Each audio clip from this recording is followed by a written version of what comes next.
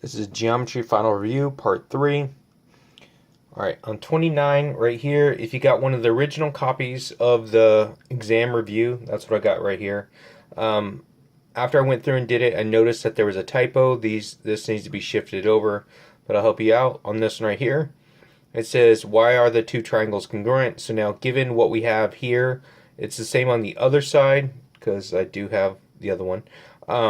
This one right here, because they share the side in the middle, that would be reflexive, and so that would be side, side, side. Now, if I look at this one right here, this one goes with this line right here. So these are vertical, so that's going to be an angle right there. So that's going to be a side, angle, side, side, angle, side. This right here, this is 5, so that's congruent to this piece right here. That's a right angle, and so that's a vertical angle that makes an X, angle, angle, and we know that all 90-degree angles are congruent to each other, so that's going to be angle, side, angle, angle, side, angle. Now on number 30, complete the proof shown below, given that the DE is parallel to UR, F is the midpoint of DU. So this is rotated a little bit. So let's take a look. DE is parallel to UR, so I'm going to put the symbol for parallel. So those are parallel. F is the midpoint of DU. F is the midpoint of DU. So let's first go with this. So now it says right here, this is parallel, so that's part of my given. F is the midpoint of DU. That's the other part of my given. So if now angle EDF, EDF is going to be congruent to angle RUF, RUF. Now because these two right here are going to be parallel, see these are parallel, that means this line's cutting through it, so that means that this angle right here is going to be congruent to this angle right here. And whenever I'm dealing with parallel lines, I know that it's going to be because of alternate interior angles. And now the next thing states that angle DFE, DFE is congruent to angle UFR, UFR. Now if you notice right here, these make an X. So if they make an X, that means that this one is going to be congruent to this one right here. So those are going to be vertical angles. And DF is congruent to UF right here. Now we stated earlier right here that F is the midpoint of DU. So if it's a midpoint that's in the middle, that means that this piece is the same as that piece. So that means that this piece is congruent to that piece. So this is going to be angle, side, angle. Let me get back. So this piece is congruent, so that's going to be because definition of midpoint. And they are congruent, the triangles are congruent by angle, side, angle.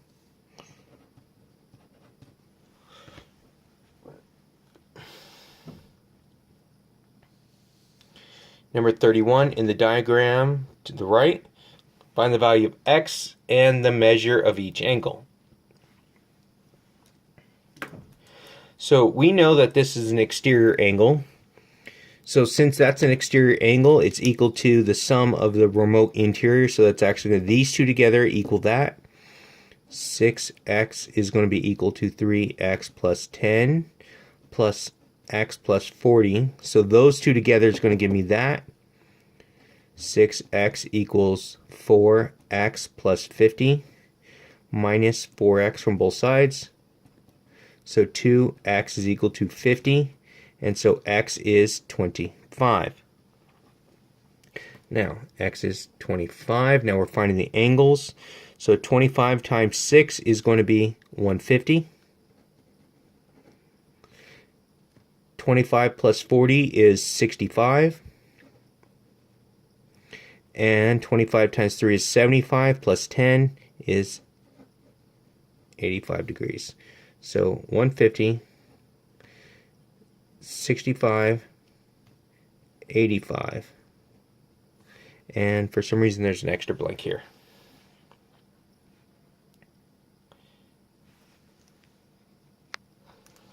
In the diagram at the right, find the value of x and the measure of each angle. All three angles in a triangle we know have to add up to 180. So it's going to be 180 equals 3x plus 28 plus 5x plus 52 plus 2x minus 10. So 180 equals, I have 3x, 5x, that's 8x plus 2, that's 10x. 28, I gotta make sure I do my math correctly on this because I don't want to screw this one up. You guys will make fun of me. I'll have it on video and you guys will mock me all the time. Alright, so it's going to be 28 plus 52 plus, actually, let's do minus 10. So I get 70. Plus 70, there we go. So subtract 70 from both sides, so I get 110 is equal to 10x divided by 10. So x is 11, so I get x is 11. There we go, 11 right there, and then plug it back in. So now I'm going to need some help on this one. So it's going to be 3 times 11 plus 28, 61 degrees. 5 times 11 plus 52, 107. 2 times 11 minus 10, that is 12 degrees. Okay, so I have my values right there, which is 61, 12, and 107. There we go. Alright, so now this next one says 33. Sorry, let's see if fix that. Alright, in the diagram below, what is the perimeter of triangle RST? So I have right here, so we're going to find the perimeter. So first thing, all the angles on the inside need to add up to 180. So if they all need to add up to 180, so this is going to be, so 180 is equal to angle S plus 40 plus 70, so that's 110, so 180 equals angle S plus 110. Subtract it from both sides, so I get 70 is equal to angle S. So this is 70 degrees. So if that's 70 degrees, that makes this have to be an isosceles triangle. So I'll turn it like this. So that means that the base angles are congruent. So the sides are also congruent. So that means that this one is congruent to that one. So that's all. I get all that just because the base angles are congruent. That makes an isosceles. And those two have to be congruent to each other. So now that I have that information, I could find for the sides. So I know that 6x plus 10 has to equal this side over here. 4x plus 20. Minus 4x. Minus 10. So 2x is equal to 10. X is 5. So find the measure of third angle, which is 70 degrees. What type of triangle? Isosceles. ISO abbreviate. Solve for x. We got x here. Plug in x to find the perimeter. So this is going to be, let's take a look. So we know that x is 5. So this is going to be 15. Now this is going to be 5 times 6 is 30. Plus 10 is 40. That's 20 plus 20 is 40. So they're 40, 40, and 15.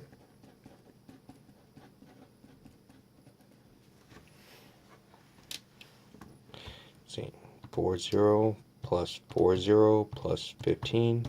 It's going to give me 95. So the perimeter is 95. I don't have any units on this one, so that's kind of bugs me, but it's 95 is my perimeter. There we go. Alright, so the fun part. one of my favorite. So use a compass, construct equilateral triangle inscribed in the given circle. So let's go through this.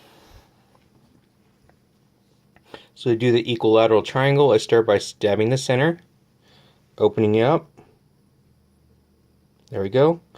Got it there. And then you stab a point over here on the side, anywhere.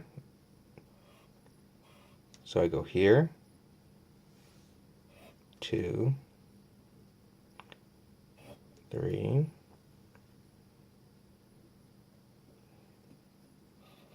4, 5, and 6. There we go. So now, since this is going to be an equilateral triangle, I pick my first point. I'm going to pick this one right here. And then when I do this, I skip one. So it's going to be this one. Skip one. It's going to be this one. Skip one. Go back. And so now that I have that,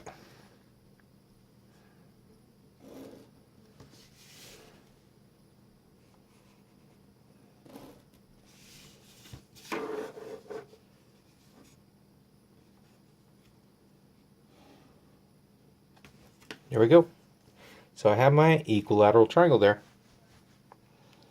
Now, the next one right here, use the compass, construct a hexagon.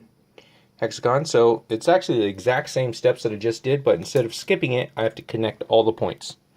So let's go ahead, start by stabbing the center.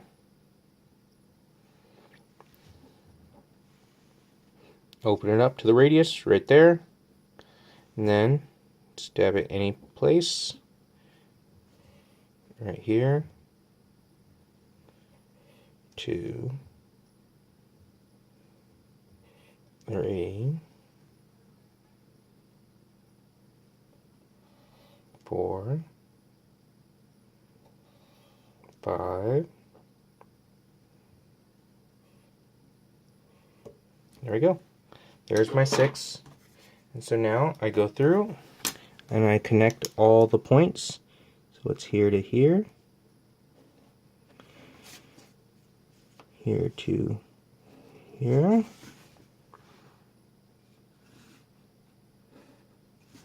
Here.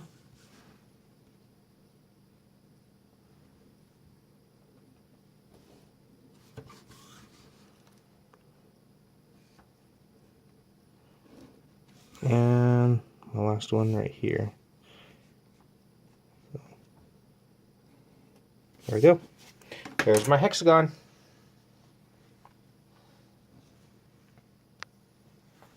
Now, this one right here actually goes with the previous one. It says measure the length of the radius with a ruler, then measure each sides of the hexagon. What do you notice?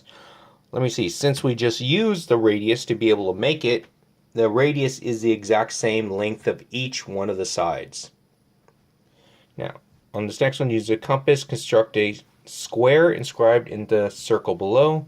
So first thing I'm going to do is I'm going to draw a diameter. So diameter actually cuts through the entire circle through the center, end to end, right there. And then this is going to be a point, and this is another point right here. So I'm going to do a perpendicular bisector from here. So stab one edge, open it more than halfway, and then draw an arc.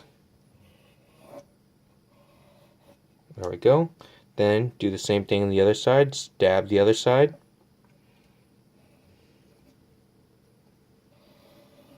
Draw an arc. And then up here and here.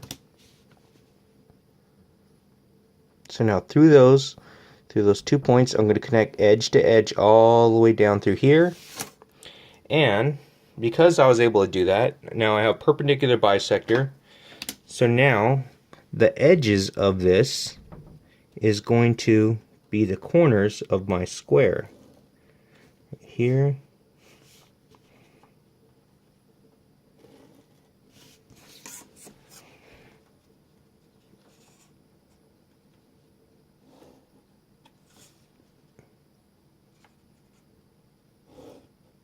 There we go.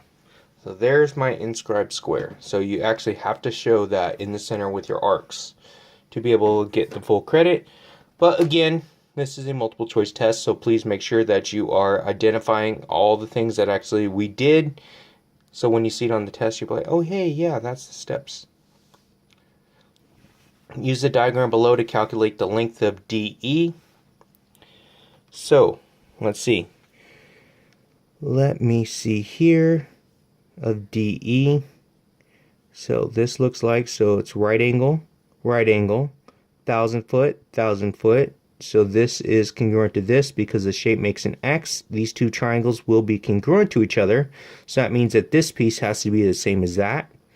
So I'm going to go 5x minus 50 is equal to 3x plus 14 minus 3x minus 3x and plus 50 plus 50. So I get, on the left side, I get 2x is equal to, that's going to give me 64 divided by 2, so x is 32. So I got x is 32. Now we have to find the length of DE, which is right here. So take out my math. So it's going to be 5 times 32 minus 50, so I get 110. So DE 110. Alright, on 38, says for the figure at the right, how are the two triangles congruent? Okay, then complete the statement. AE and BD bisect each other. So AE is bisected, so that means this piece is congruent to this. BD is bisected, so this piece is congruent to this piece. And because they come together forming an X, they're congruent here. So the angles are congruent, so that's going to be side, angle, side. And given that, so it's CBA, CBA. So that would mean that it goes CDE. CDE is what the next congruent is right here. So because C goes with C, B goes with D, and A goes with E.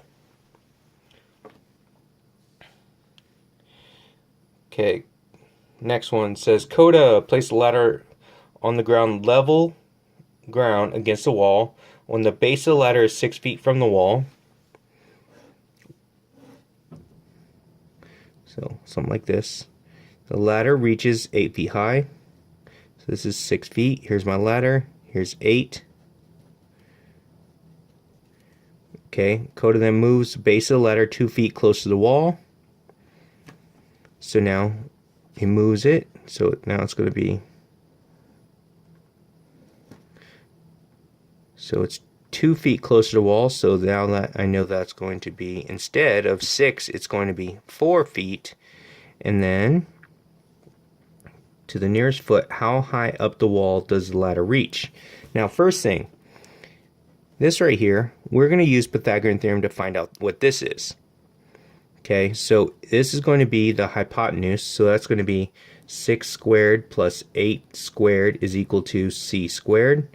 So it's 36 plus 64 is equal to c squared. C is equal to the square root of 100, so c is 10. So c is 10 feet there.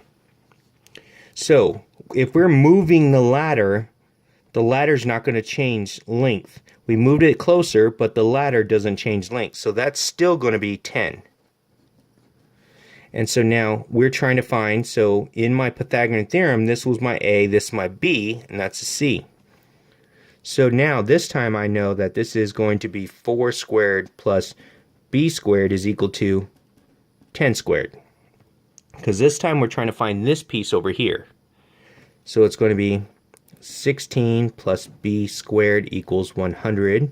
So subtract 16, so I get b squared is, long day, I'm sorry, 100 minus 16 is 84. 84, take the square root, so b is equal to the square root of 84. I get 9 point, this is going to make that one go 2, so that's going to be about, so right here it's going to be 9.2 feet, and that's the one we're looking for over there. Now, last problem here on this page. I had some issues with this. Okay, Jesus walked home from school by traveling 7 blocks south, and 4 blocks west. So 7 blocks south. So if you guys remember, we have never eat soggy waffles. So it goes 7 blocks south, and then from there it goes 4 blocks west. So what is the shortest distance from Jesus' home to school? So round to the nearest whole number. So we're looking for this piece right here. So this is my unknown. So we're going to use Pythagorean Theorem again for this. And we're trying to find the hypotenuse. That's going to be 4 squared plus 7 squared is equal to my x squared. So it's 16 plus 49 equals x squared. 16 plus 49, 65. So x equals the square root of 65.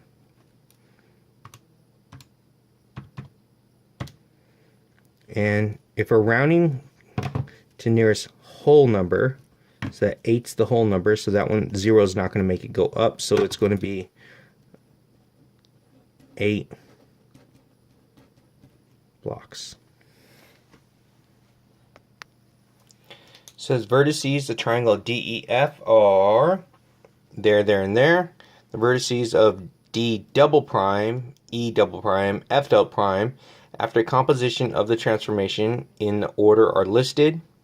Okay, so now we're going to find the new locations here. So for this one, let's take a look. Let's do my math for this. So for D, let's start with D. For my x value, so I don't even need to draw it for this one. So for my x value, I add 2. So that gives me plus 2. So it's going to give me 2. And this one is minus 3. Here, just to keep track clear. So it's going to be 0 plus 2. And the next one says minus 3. So my x value is at negative 1. My y value starts at 1. So it's 1. This one right here says minus 3. And then I go plus 4. It's going to give me 2. E is going to start here. So it starts at negative 2. And I go plus 2. And then minus 3. So it's going to be negative 3. Now for the y value, it's going to be negative 3 minus 3 plus 4, negative 2. Now for the f, I start with 3 and it goes minus 3. Next one goes plus 4 and it gives me at 4. And then for my y value, I start off with negative 4 and it goes minus 3 and then plus 4 and give me negative 3. There it is. I didn't even have to graph it. I saved myself a whole lot of time and headache. So you just need to understand that which way we're going. So it's just whatever value you have here, you add that so it moves it in that direction. So it goes plus 2 and then minus 3, and that's it. Okay.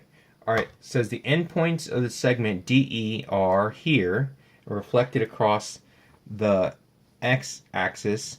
When all segments are connected, what type of quadrilateral is formed? Okay, so let's see. So this one right here is going to be helpful if I have a little graph. So if I have negative 2, negative 2, it's going to be about here. There's my D. E is negative 1, negative 3, and there's going to be E, and then reflected across the x-axis, that's going to go up here. That means I'm going to have, it's going to go up here. Here's D prime, and then here's E prime. So now if I connect the dots right here, that's going to give me the shape of a trapezoid.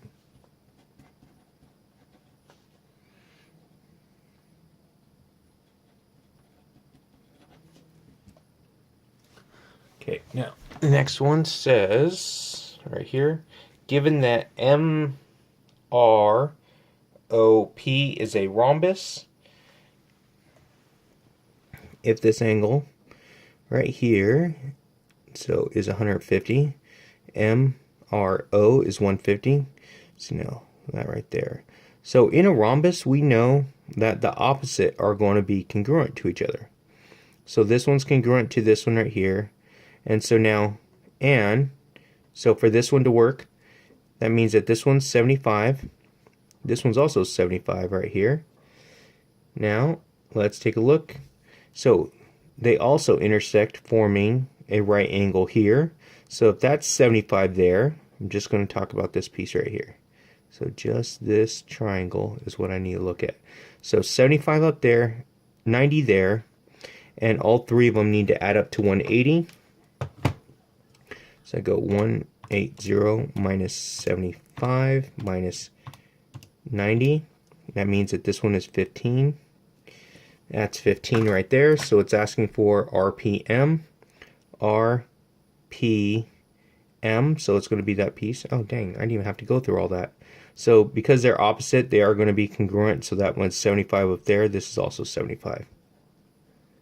So I can just turn it into little triangles and I get all the same thing on both sides, but guess what? You only ask for that. Now let's take a look.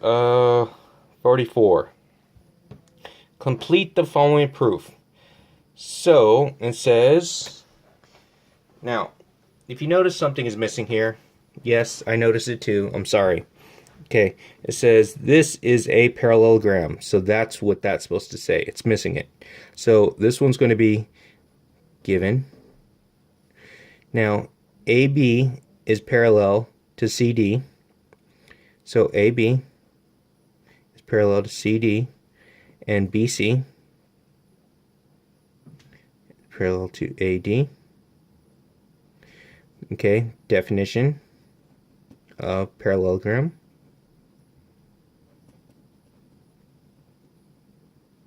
Okay, angle 1 is congruent to angle 4. 1 is congruent to angle 4. Whenever I'm dealing with parallel lines, I have to deal with transversals, so that's going to be alternate interior angles. So I have this one is congruent to that one. AC is congruent to AC. That they share that side, so that one's going to be reflexive. Okay, since they both have the same thing, so whenever you see the same thing on both sides right here like this, it's always reflexive. ABC is congruent to CDA.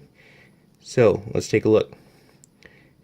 So ABC is congruent to CDA. So right here, I think I'm missing something right here. Oh yeah, I forgot to mark right here. 3 and 2. Should have marked that one. So 3 is congruent to 2. So now this is going to be angle side angle. So angle side angle. And so now why are these pieces congruent? So whenever, after I prove that they're congruent, I need the sides to also be congruent afterwards. So as soon as I prove this, I don't have to do anything else except for say, because we already know that they're congruent, we know that corresponding parts of congruent triangles are congruent.